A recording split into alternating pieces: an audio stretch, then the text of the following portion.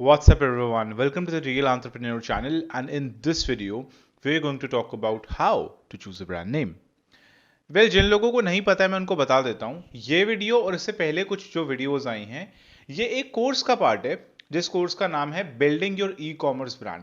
It's going to be the most comprehensive course on the entire internet when it comes to building your e-commerce brand. Alright. तो ये हमारा module 1 चल रहा है, that is building a character sketch for your brand. और आज हम बात करने वाले हैं कि आप अपना ब्रांड नेम कैसे चूज कर सकते हैं. ऑलराइट. सो अगर आपने इस चैनल को अभी तक सब्सक्राइब नहीं करा है, देन वॉच सम वीडियोस. अगर आपको अच्छी लगे, अगर आपको लग रहा है कि it's worth your time, then you can consider subscribing. And if you don't want, that's perfectly fine. Alright. So let's get started. So number 1 जो हमारे पास आ रहा है वो है gather ideas and brainstorm all the possible brand names. हमारी primary जो अप्रोच रहती है ना ब्रांड नेम सेलेक्ट करने की, वो रहता है कि फॉर एग्जांपल अगर इलेक्ट्रॉनिक्स से रिलेटेड आपको ब्रांड डिटरमिन कर रहे हैं, तो यू आर लाइक वोल्ट शायर और समझ रहे हैं आप, डिफरेंट ब्रांड नेम्स आप सोच रहे हैं. एंड वी आर लाइक नहीं ये अच्छा नहीं है, नहीं ये अच्छा नहीं है, नहीं ये अच्छा नहीं है. ये प्रोसेस जो है ये एलिमिनेशन का प्रोसेस है. इस प्रोसेस से आपको ढूंढने में बहुत ज़्यादा टाइम लग जाएगा. तो आपको करना क्या है, अपने टीम मेंबर्स के साथ जो जो आपके साथ इस बिजनेस में इन्वॉल्व होने वाले हैं, जिनको आपकी ब्रांडिंग फिलॉसफी पता है, आइडिया पता है, आप अकेले ही हैं तो कोई बात नहीं, उन सारे लोगों के साथ बैठ के पेन एंड पेपर उठाइए और सारे के सारे ब्रांड नेम्स लिख डालिए. कहते हैं ना कि पहले तुम सारे बेकार बता दो, बाद में जो एंड में आएंगे वो अच्छे होंगे. तो जो भी आपके दिमाग में आता है, anything and everything, right it down. ठीक है. हर एक ब्रांड नेम आप लिख सकते हैं. जैसे मैं आपको एक एग्जांपल देता हूँ कुछ चीज़ें डिटर्मिन करने का. फॉर एग्जांपल अगर आप इलेक्ट्रॉनिक्स से रिलेटेड कोई ब्रांड बना रहे हैं, तो आप आप क्या कर सकते हैं, like this is a thing that many people do, कि आप इलेक्ट्रॉनिक्स से रिलेटेड टर्मिनोलॉजी उठा लीजिए.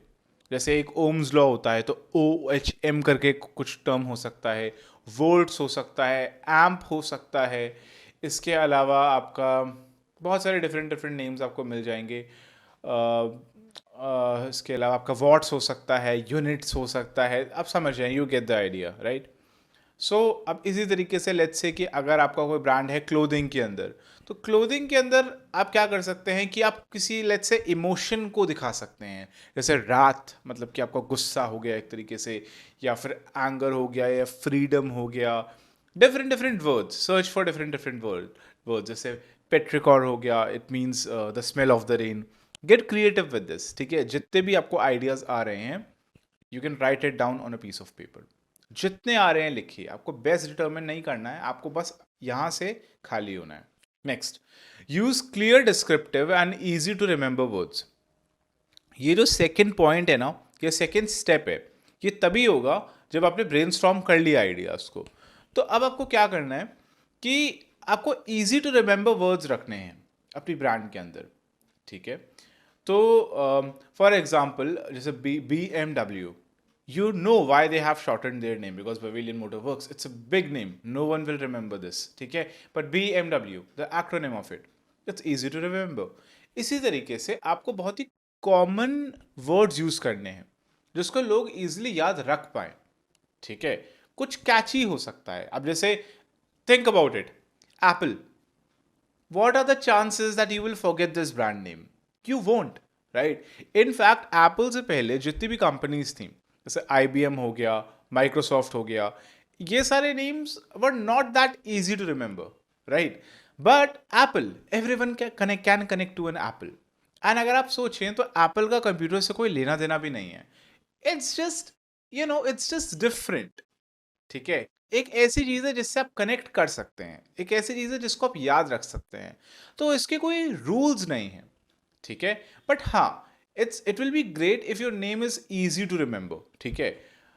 अगर कोई बहुत डिफिकल्ट वर्ड आ रहे हैं उसके अंदर, जैसे कॉन्शियसनेस आ गया, या फिर आपका एंटी डिसएस्टैब्लिशमेंटेरियनिज्म, ऐसे से यू गेट द आइडिया. मुझे नहीं पता, लंबे लंबे वर्ड्स अगर आ रहे हैं तो chances are people will forget your brand name. ठीक है. तो it's not a good thing to do.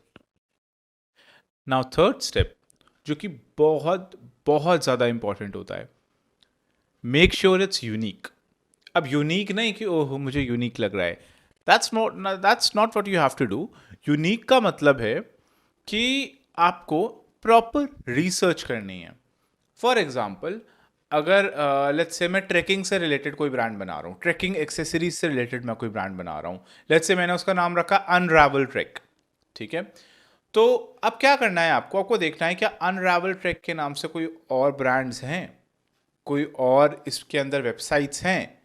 आपको बस दो चीज़ें चेक करनी है, बस दो नहीं, आई से कि ये दो चीज़ें बहुत इंपॉर्टेंट है। पहला, आपको डोमेन मिलना चाहिए, जो भी ब्रांड नेम है।